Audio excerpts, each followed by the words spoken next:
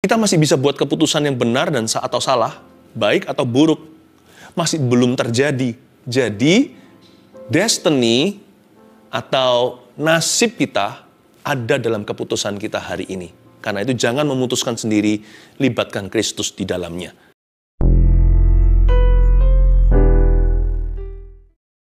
Kami mempersembahkan hidup kami dalam segala sesuatu yang telah kami lalui. Baik itu kebanggaan maupun penyesalan, kami serahkan tak tersisa. Semua kami bawa ke hadirat-Mu, ya Bapa. Pakai kami lagi, tuntun kami ke depan. Pengharapan kami baru. Beri kami kekuatan, kemampuan untuk bisa mengatasi semua kegagalan kami di masa lalu. Terima kasih Tuhan, berkati umat-Mu, umat kesayangan-Mu. Urapi dengan urapan Roh Kudus-Mu. Sembunyikan hamba di balik salib Kristus. Sampaikan sabda Tuhan. Dalam nama Yesus. Amin. Puji Tuhan. Haleluya. Tuhan sungguh-sungguh baik dan setia ya. Terus memberi kita makan. Selalu ada pewahyuan yang baru. Itu bukan dari saya. Itu dari Roh Kudus. Saya hanyalah saluran yang tidak sempurna. Karena itu jangan sampai dilewatkan tanpa berdoa. Minimal doa jikalau bukan doa dan puasa. Nah, sekarang kita siapkan hati kita untuk menerima pesan Tuhan hari ini. Karena itu saya kasih satu message dari Tuhan yang berjudul bagaimana memperbaiki kesalahan masa lalu. Betul. Catat itu. Bagaimana memperbaiki kesalahan masa lalu. Buka bersama dengan saya di 1 Raja-Raja pasal 12 ayat 1 sampai 11. Ini cerita tentang pecahnya kerajaan Israel menjadi dua di zaman cucu Daud, yaitu anak Salomo bernama Rehabeam. Dan kita lihat dan pelajari bagaimana Rehabeam diperhadapkan dengan sebuah situasi sebenarnya dari masa lalu, sudah dari zamannya Salomo ayahnya. Nah, gimana dia menghadapi itu, menentukan kerajaan itu utuh atau pecah menjadi dua. Masa depan belum terlambat, masih terpapar di depan kita. Keputusan kita hari ini akan menentukan sekali. Jangan sampai kita masih terus hidup di masa lalu kita. Karena masa lalu tidak bisa mendikte kita. Apa yang sudah terjadi, ya sudah terjadi. Nasi sudah jadi bubur katanya. Tapi jangan lupa, bubur pun bisa diberkati. Asal hati kita bersih, hati kita benar di hadapan Tuhan hari ini. Minta tuntunan Tuhan, mumpung belum terlambat. Kenapa? Ini tahun mau berlalu. Tapi kan di depan kita ada tahun yang baru. Itu brand new. Jadi kita masih bisa buat keputusan yang benar dan atau salah, baik atau buruk. Masih belum terjadi. Jadi, destiny atau nasib kita ada dalam keputusan kita hari ini. Karena itu jangan memutuskan sendiri, libatkan Kristus di dalamnya. Mari kita buat janji baru. Atau kita bikin perjanjian dengan Tuhan. Mari kita belajar dari firman ini. Firman ini akan mengajari kita hal-hal praktis dari Roh Kudus. Ayat pertama. Kemudian Rehabeam pergi ke Sikem.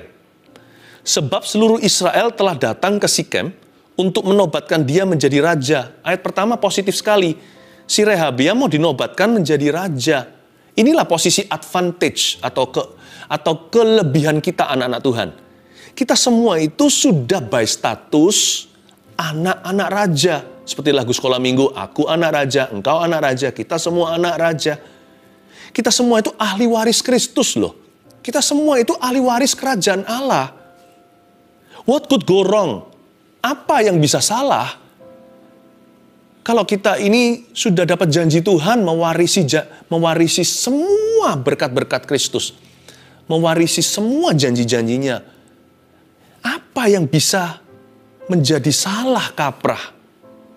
Kalau kita tidak punya the right attitude, sikap hati yang benar. Apalagi di dalam cerita ini adalah cucunya Daud, anaknya Salomo. Rehabeam harusnya sudah mencuri start dari generasi-generasi sebelumnya. Kok bisa pecah kerajaan itu? Kita harus ambil pelajaran dari kehidupan orang muda ini bernama Rehabeam. Nggak muda-muda banget sih, dia sudah umurnya 40-an. Tapi kita bisa pelajari bahwa sekalipun hari ini masa depan kita cerah, kita bisa merusaknya kalau kita jauh dari Tuhan. Ayat 2. Segera sesudah hal itu kedengaran kepada Yerobeam bin Nebat, pada waktu itu dia masih ada di Mesir. Sebab ia melarikan diri ke sana dari hadapan Raja Salomo, maka kembalilah ia dari Mesir. Muncul satu karakter baru. Selain Rehabeam, ada yang bernama Yerobeam. Mereka berdua bukan saudara, karena Yerobeam bukan dari rumah Daud. Yerobeam ini sudah ada sejak zaman papanya Rehabeam, yaitu Salomo. Pokoknya terjadi sesuatu perselisihan, pertikaian. Itu juga ada hubungannya dengan Salomo yang jatuh ke dalam dosa secara sengaja. Penyembahan berhala, lalu istrinya banyak. Gara-gara itu, maka Yerobeam menjadi musuh. Dan terjadilah cikal bakal kerajaan itu pecah. Nah, kalau Anda perhatikan di ayat 2 di kalimat terakhir, maka kembalilah Yerobeam dari Mesir. Itu memperingatkan kita hari ini kalau segala isu dari masa lalu kita yang tidak pernah kita selesaikan di hadapan Tuhan, dia akan kembali menghantuimu dan mencoba menggagalkan masa depanmu. Kalimat maka kembalilah ia dari Mesir itu momok bagi keluarga Daud. Bagi Rehabeam anak Salomo. Itu seperti hantu kembali dari masa lalu. Itulah sebabnya jangan simpan yang namanya bangkai yang terjadi di belakang kita. Selesaikan di hadapan Tuhan. Jangan simpan dosa atau hal-hal tertentu yang Anda sembunyikan. Mari kita bawa terang-terangan ke hadapan Tuhan. Segala sesuatu harus dibawa ke dalam terang. Maka kembalilah Yerobeam dari Mesir untuk menghantui Rehabeam, anak Salomo itu. Selesaikan segala sesuatu di belakangmu yang belum pernah Anda selesaikan. Termasuk segala kesalahan kita di belakang. Harus kita itu menemukan closure atau penutupan. Makanya saya beri judul hari ini bagaimana memperbaiki kesalahan masa lalu. Karena dalam Kristus kita bisa memperbaikinya. Cuman caranya harus cara Tuhan, bukan cara manusia. Manusia kan sukanya begini, kalau ada problema, disapu di bawah kolong ranjang. Pura-pura nggak ada, manusia itu pandai dan bakat untuk menyangkali. Kita itu pintar hidup dalam denial. Hidup di dalam penyangkalan. No. Confess your sin to God. Make known your failures. Akui dosamu di hadapan Tuhan. Beritahukan segala kegagalan. Jangan sembunyikan. Sebab Tuhan sayang kepada orang yang terus terang. Ayat 3. Orang menyuruh memanggil dia. Lalu datanglah Yerobeam dengan segenap jemaah Israel dan berkata kepada Rehabeam.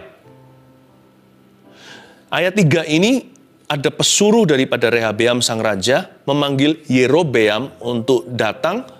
Dan Yerobeam datang dengan segenap jemaah Israel. Dan berkata kepada Rehabeam. Ayat 3. Belajar untuk mendengarkan. Kalau kita mau berhasil jadi orang, belajar dengar-dengaran dengan Tuhan, dan belajar dengar-dengaran dengan sesama juga. Karena Tuhan juga bisa pakai orang di kiri kanan kita untuk memberitahu sesuatu, atau mengoreksi kita, atau memperingati dan memperingatkan. Coba ya, kalau kita evaluasi, kalau kita introspeksi diri, banyak sekali dari kegagalan dan kesalahan kita di masa lalu itu karena apa? Karena kita gagal untuk mendengar. Karena kita nggak mau mendengarkan pertama-tama Tuhan yang sudah selalu memperingatkan kita lewat firman, atau kita nggak mau mendengarkan peringatan orang-orang yang peduli dengan hidup kita. Nah, sebentar lagi saya tunjukkan bahwa Rehabeam ternyata tuli rohani. Punya kuping, punya telinga, tapi nggak terbuka untuk suara rakyatnya. Padahal Yerobeam tidak bermaksud untuk huru-hara. Awal mula dia datang itu untuk menyampaikan aspirasi. Tapi Rehabeam terlalu angkuh. Semua problema itu karena kekerasan hati. Percaya nggak? Nggak semua sih, tapi hampir semua. Mayoritas daripada blunder-blunder hidup kita itu karena kita terlalu angkuh dan tidak mau dengar-dengaran dengan Tuhan. Dan juga tidak mau terima masukan. Jadi sebelum saya bicara lebih lanjut tentang bagaimana memperbaiki kesalahan masa lalu, perbaiki dulu sikap hati. supaya Tuhan bisa memperbaikinya bersama dengan Anda. Ayat 4, ini kata-kata daripada Yerobeam beserta rakyat. Ayahmu telah memberatkan tanggungan kami. Maka sekarang ringankanlah pekerjaan yang sukar yang dibebankan ayahmu dan tanggungan yang berat yang dipikulkannya kepada kami, supaya kami menjadi hambamu. Jadi waktu itu, Yerobeam beserta seluruh bangsa Israel, mereka bermaksud baik sih. Mereka hanya memberitahu kalau kami ingin untuk mengabdi kepadamu Tuhan, ya baginda, tapi gini ya, dengarkan keluh kesah kami. Di zaman ayahmu, terlalu berat, terlalu nggak masuk akal. Oke sih, menurut saya sih. Rehabeam tidak usah tersinggung atau marah. Ayat 5. Tetapi ia menjawab mereka. Ini jawaban Rehabeam. So far so good di ayat 5 ini. Pergilah sampai lusa. Kemudian kembalilah kepadaku. Lalu pergilah rakyat itu. Ayat 5 masih baik. Dia menyuruh mereka untuk kembali sampai lusa. Jadi oke lah untuk beli waktu supaya kita bisa berdoa dulu. Jangan tergesa-gesa atau terpaksa harus memutuskan hari ini atau sekarang juga. Jikalau masih memungkinkan, kita mempertimbangkan. Apalagi di area abu-abu kita harus hati-hati sebelum tahun yang baru. Atau kalau ini nanti disaksikan lama setelah live-nya, selalu hati-hati untuk mengambil segala keputusan kalau itu melibatkan banyak orang. Apalagi keputusan-keputusan yang masih sifatnya perlu ditimbang dulu, perlu diuji. Alangkah baiknya kita beli waktu untuk cari nasihat dulu dari orang-orang yang bisa menasihati kita. Jadi sebenarnya sampai sejauh ini Rehabeam masih bijaksana. Masih ada tanda-tanda dia anak Salomo. Ada otaknya papanya. Waktu papanya masih sungguh-sungguh. Waktu papanya masih dekat dengan Tuhan. Papanya selalu menimbang segalanya dengan hati yang berhikmat. Dan kelihatan masih ada tanda-tanda cucu Daud. Hatinya masih oke. Dia berkata, tunggu ya sampai lusa. Dia nggak marah. Orangnya itu gampang diajak bicara. Aku mau doa dulu, mungkin begitu. Atau aku mau cari nasihat dulu. Tapi sayangnya, dia salah cari penasihat. Nah ini dia. Rehabeam akhirnya terjebak di ayat 6. Sesudah itu Rehabeam meminta nasihat dari para tua-tua yang selama hidup Salomo mendampingi Salomo ayahnya. Katanya, apakah nasihatmu untuk menjawab rakyat itu? Di ayat 6 ini belum salah cari penasihat. Dia mencoba. Baik sih, dia tanya beberapa orang atau cari second atau third opinion. Cari opini 1, opini 2, opini 3. Pertama-tama yang dia cari adalah dari para tua-tua yang selama hidup Salomo mendampingi Salomo ayahnya. Orang-orang yang teruji. Ini bukan bicara tentang orang tua ya, karena bijaksana itu tidak selalu berhubungan dengan usia. Ada orang yang usianya sudah tua, tapi kepahitan melulu dan mengeluh. Tapi ada orang yang lebih muda, namun bijaksana. Nggak tentu ya, Salomo dulu bijaksananya waktu dia masih muda. Daud juga. Saul udah tua, tapi gitu nggak keruan kelakuannya. Hatinya loh nggak pernah benar sama Tuhan. Pikirannya bengkok selalu. Jadi saya bicara begini bukan berarti kalau kita cari penasihat harus status quo orang-orang tertentu menurut hemat atau menurut hikmat manusia. Bukan. Ujilah setiap orang. Ujilah segala roh. Rehabeam pertama-tama minta nasihat dari para tua-tua yang selama hidup Salomo mendampingi Salomo. Jadi sebenarnya ini orang-orang baik. Tua-tua ini adalah orang-orang yang terbukti. Kalau Anda memang cari penasihat, carilah orang-orang yang teruji. Carilah orang-orang yang menunjukkan buah. Jadi bukan orang yang bicara doang. Dan carilah nasihat dari orang-orang yang sudah membayar harganya. Jelas-jelas di depan mata orang-orang itu berbeda dengan mungkin dengan orang-orang dunia. Mereka tidak serupa dengan mereka. Orang-orang yang membayar harganya. Jadi di ayat 6 saya ingin ingatkan Anda untuk membuat perencanaan ke depan itu jangan salah memilih penasihat. Siapa yang menjadi penasihat hidupmu akan menentukan masa depanmu. Siapa yang menjadi penasihat kita akan menentukan bahkan kemenangan yang kita raih atau justru akan menjerumuskan kita ke dalam kegagalan. Jangan salah memilih penasihat di dalam hidupmu. Jangan duduk bersama dengan pencemooh, jangan berdiri di jalan orang berdosa, jangan dengarkan dan jangan lakukan nasihat orang fasik. Jangan izinkan semua orang bisa bicara dalam kehidupanmu. Tapi pilih-pilih, uji. Tapi juga jangan pilih orang-orang yang mengenakan telinga kita saja, yang yes man, yang memberitahu kita apa yang kita ingin dengarkan, bukan apa yang kita butuh dengarkan. Dalam memilih, kita harus objektif. Kita harus minta pertolongan Roh Kudus. Dan kita harus tahu apa yang kita mau. Kalau kita mau sukses dalam Tuhan, betul-betul berhasil dalam kehidupan rohani kita pertama-tama. Kalau kita mau berhasil menurut cara Tuhan, dan carilah orang-orang yang dapat dipercaya, yang sudah membuktikan diri, yang teruji, yang berbuah, yang membayar harganya. Sekalipun kadang-kadang orang-orang ini yang bisa menyakiti Anda dengan nasihatnya yang tidak sesuai dengan keinginanmu. Lebih baik kita itu berpayung di bawah payung yang kuat, daripada payung yang indah tapi bocor airnya. Memberi kita nasihat yang kita inginkan, tapi hidup kita bocor, tidak karuan. Lebih baik saya punya payung yang keras dan kasar, yang mungkin akan menghardik atau menegur saya ketika saya salah. Tapi gara-gara itu hidupku tidak bocor. Kasih karunia Tuhan tetap ada. Ayat yang ke-7. Mereka berkata, ini nasihatnya tua-tua. Jika hari ini engkau mau menjadi hamba rakyat, mau mengabdi kepada mereka, dan menjawab mereka dengan kata-kata yang baik, maka mereka menjadi hamba-hambamu sepanjang waktu. Bagus ini. Tahan dulu dia, tahan di ayat 7 ya, nanti saya akan kembali ke situ. Kita lihat ayat 8. Tetapi ia mengabaikan nasihat yang diberikan para tua-tua itu. Aduh, seperti ada suara Roh Kudus. Oh no. Lalu ia, yaitu Rehabeam, meminta nasihat kepada orang-orang muda yang sebaya dengan dia dan yang mendampinginya. Nggak ada salahnya dengan meminta nasihat dari orang-orang muda. Tapi ini bukan hanya orang-orang muda, tapi orang-orang yang berfoya-foya. These were party boys. Ini adalah anak-anak muda yang suka party, dugem, bahasa zaman ini. Dia cari nasihat apa yang populer dari orang-orang sebaya. You know, popular advice may not be a good advice, you know. Tidak selalu. Kadang-kadang oke, kadang-kadang bagus. Tapi sangat mungkin ada kemungkinan bahwa apa yang populer di pikiran orang, apa yang bisa diterima oleh dunia, bisa-bisa adalah nasihat yang menjerumuskan.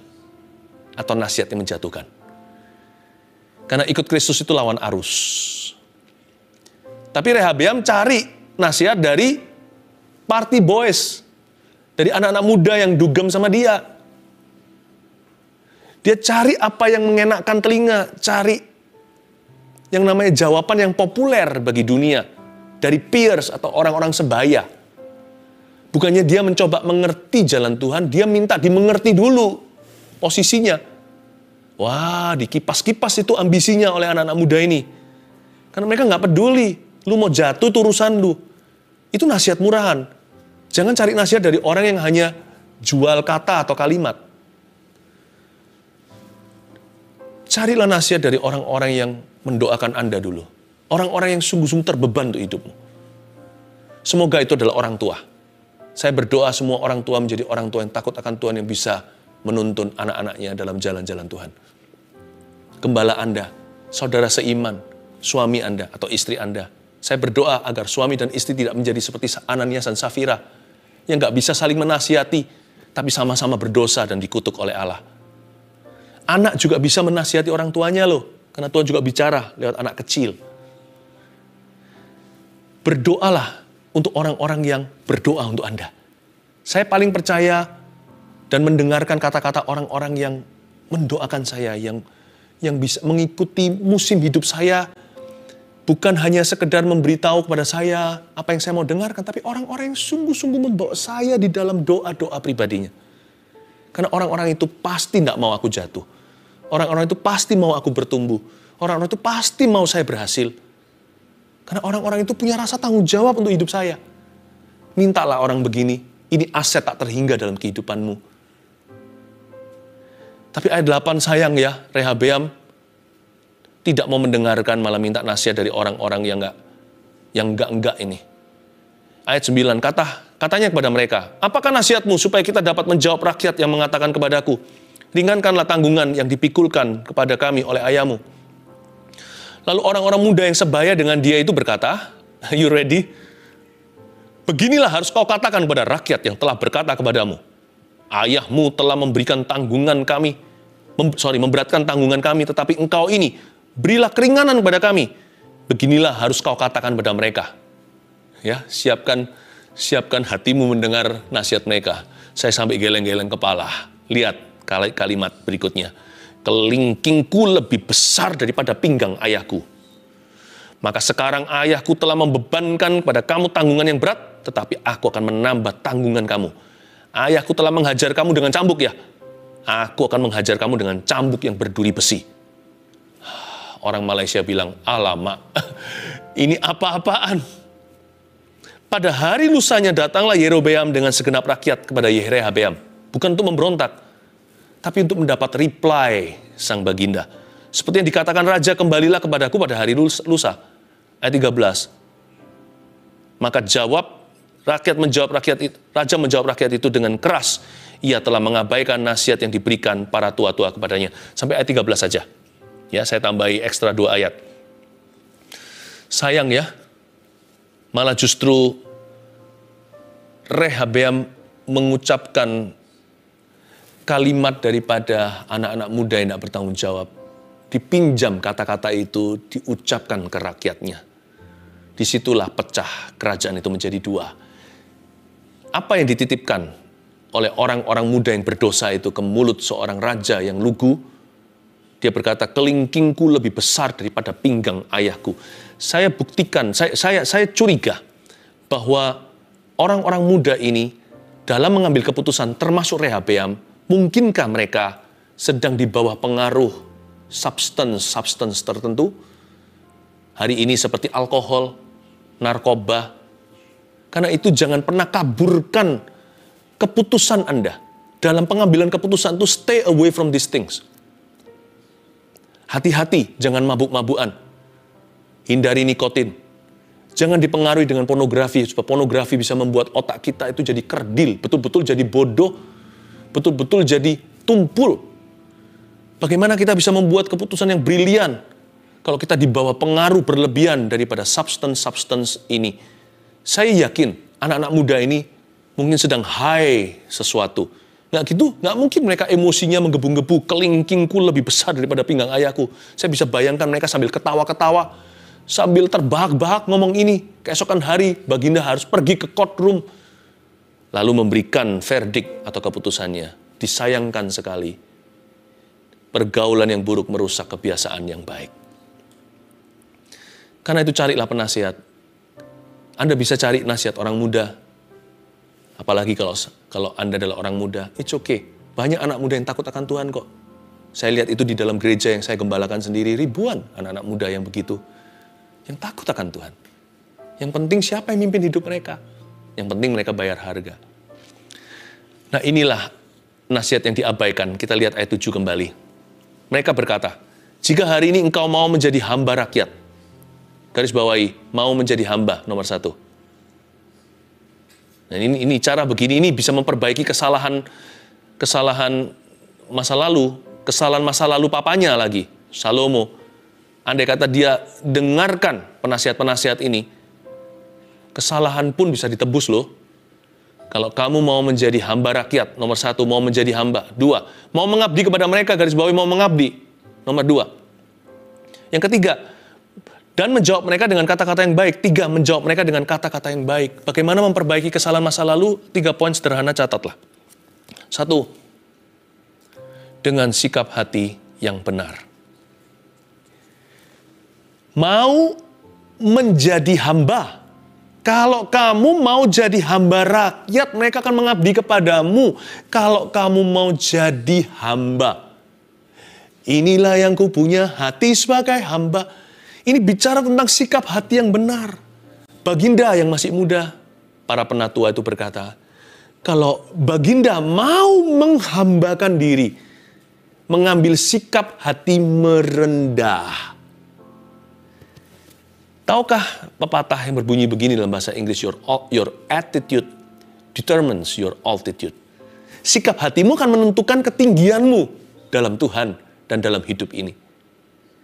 Andai kata yang namanya Rehabeam ini merendah gitu, ya, melunak, approachable, dapat didekati, memberikan pengertian, dengan senang hati orang-orang yang akan mengabdi, dengan sikap hati yang benar, kita bisa memperbaiki kesalahan masa lalu. Sikap hati yang salah gimana? Udah salah masih bisa defensif, masih bisa membela diri. Loh, aku kan sudah bilang sama kamu, aku kan sudah minta maaf, kenapa belum dimaafkan? Itu sikap hati yang salah. Salah kok bisa ngamuk. Iya kan? Sikap hati itu harus merendah. Cari yang rendah aja frekuensinya. Dengan sikap hati yang benar. Kalau kita salah, diam aja. Kadang-kadang sikap hati yang benar itu silence. At times, kadang-kadang silence is golden, diam itu emas. Tidak selalu ya. Kalau kita lihat sesuatu yang salah, kita diam saja. Dalam konteks itu, silence is sin. Diam itu berdosa. Kita harus menjadi saksi Allah kan? Tetapi kalau kita yang salah, atau keluarga kita yang salah, dan itu kesalahan dari masa lalu saya, atau masa lalu keluarga, atau masa lalu orang lain yang harus saya pikul dan tanggung hari ini, lihat, perhatikan dan camkan, tanamkan. Sikap hati yang benar jauh lebih menyelesaikan daripada kita protes, membela diri, ngamuk lagi. Kalau Anda tahu Anda pernah salah atau salah seseorang, tunjukkan sikap hati yang benar. Bukan hanya kepada Tuhan, kepada orang itu. Itu jauh lebih menyembuhkan, jauh berpotensi memulihkan, dan jauh lebih mendamaikan. Sekalipun bukan berarti langsung beres kalau Anda sikap hatinya benar, langsung semua masalah itu pergi, ya enggak. Tapi progresif. Lebih progres dan bukan regres, bukan mundur. Yang kedua, mau mengabdi dengan komitmen yang nyata. Sikap hati itu hanya 50%, sisanya itu harus ada kenyataan. Memang Tuhan melihat hati, tapi manusia melihat bukti, jangan lupa. Perbuatannya dulu, baru pengakuannya. Dalam hal ini saya ganti, saya balik. Kalau asal ngomong aja, saya kembalikan hutang saya ya. Memang betul keluarga saya salah larikan uang. Saya akan ganti. Supaya keluarga saya jangan nanti akan dipermasalahkan. Nggak usah ngaku-ngaku. Saya bisa dan sebagainya. Kasih janji muluk-muluk. Yang penting kalimat secukupnya. Saya kembalikan, termnya begini. Tolong kasih saya kelonggaran. Saya pasti usahakan. 3 bulan kemudian saya kembalikan segini. Lalu 1 tahun nanti kembali segitu. Udah nggak usah banyak bicara. Jangan janji-janji palsu, nggak usah muluk-muluk selangit. Tunjukkan komitmen yang nyata. 3 bulan kemudian genapi janjimu. 1 tahun berikutnya jangan kurang 1 peser pun. Dengan komitmen yang nyata itu, orang lebih bisa memaafkan. Jangan tuntut, udahlah Tuhan bilang bebaskan hutang. Itu biar Tuhan bilang sama orang yang memiutangi Anda. Kalau sana ada yang utang, kalau saya yang hutang, jangan bilang begitu. Tapi kita harus bertanggung jawab. Dengan komitmen yang nyata. Tunjukkan komitmen. Tuhan memang lihat hati.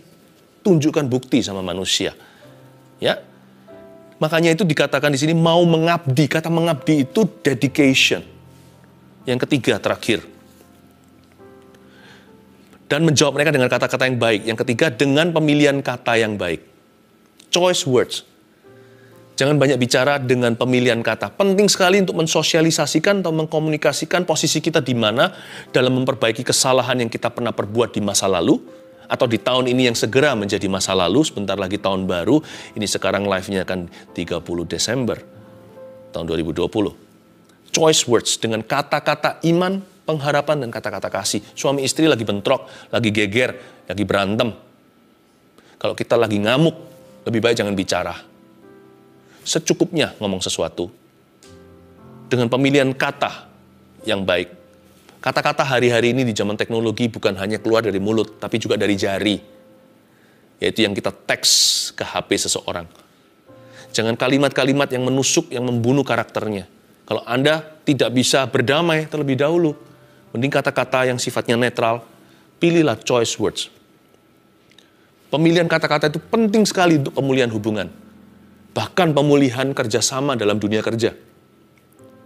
Klien dengan supplier, dengan partner, itu semuanya penting bagaimana kita dimengerti dan mengerti.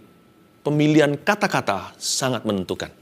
Makanya di sini sang tua-tua berkata, kamu harus menjawab mereka dengan kata-kata yang baik loh ya. Kamu harus mau menjadi hamba, tunjukkan sikap hati. Kamu harus mau mengabdi. Kamu harus tunjukkan komitmen yang nyata. Setelah itu, tolong penuhi janjimu. Ngomong A, ya harus melakukan A. Ngomong B, yang melakukan B. Tapi jawablah mereka dengan kata-kata yang baik, yang bisa mereka mengerti, yang bisa membuat sejuk di hati, adem di dada. Tapi nggak usah muluk-muluk membuat curiga. Ini too good to be true. Orang ini hanya jual kata-kata. Jangan, kata-kata yang bisa dipertanggungjawabkan.